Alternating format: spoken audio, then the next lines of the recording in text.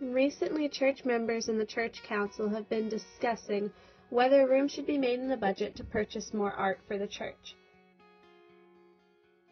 Art reminds us that there is something eternal behind the immediate, and reminds us to have faith even though something may seem to be beyond our reason, because we can't comprehend everything fully. Reception of art involves the heart, soul, mind, and strength, physical abilities, all of which we're called to use in our love for God. Also, the reception of art, as well as its creation, can help expand faith and help congregation members to see truth.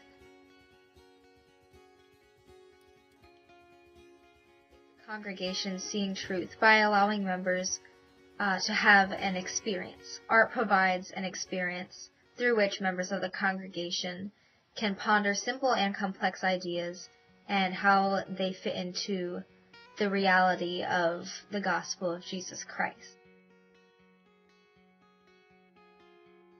When we come into church on Sunday, we often have to reorient ourselves, placing our focus back on God.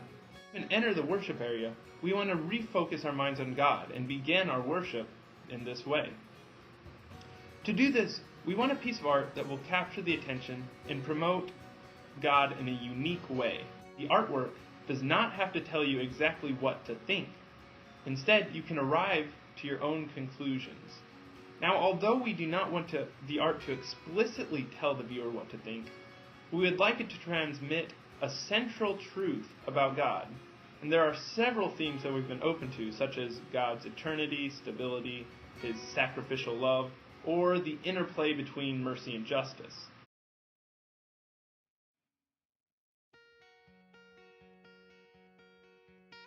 The purpose of fine art is to find deeper meaning and truth of life. It creates an experience which is intended to fulfill this purpose and interpret the Bible in new ways. It is not, however, meant to tell only one point of view. For example, the painter Rembrandt van Rijn painted images of famous biblical stories. A well-known one is The Prodigal Son, which depicts the father and his servants around the prodigal son. The father is shown placing his hands on his son, who is on his knees before him. Rembrandt painted this in a different style than that of his time. He shows the father, the son, and the servants in clothing dating back to a previous century. This choice was intended not to make the viewer see the story as something historical or like a fable. In fact, it wasn't intended to make the viewer see anything at all.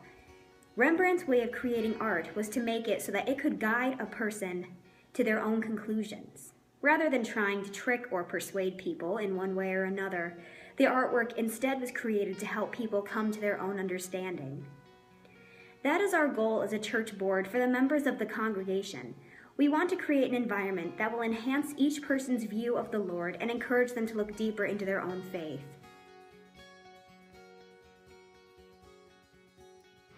We're budgeting about $2,000 for a piece of work that will fit this description, and although it might sound like a lot, this is a relatively small price to pay for something that will hopefully last a very long time and provide great spiritual benefit. In our world today, we have a lot of distractions and things clogging up our senses and taking us away from our time with God.